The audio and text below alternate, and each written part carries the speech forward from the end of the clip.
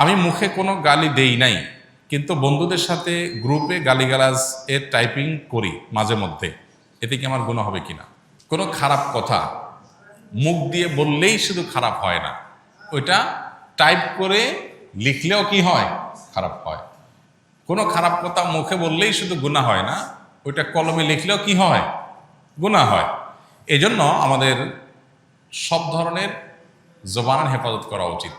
জবানের হেফাজত বলতে শুধুমাত্র দুই ঠোঁটের হেফাজত বা জিহ্বার হেফাজত বা মুখের হেফাজত না। জবানের হেফাজত বলতে আমি যতভাবে এই জিনিসটা প্রকাশ করতে পারি ততভাবে আমাকে হেফাজত করতে হবে। এই জন্য ভালো কথা মুখ দিয়ে বললে যেরকম ভালো, লিখলেও ভালো।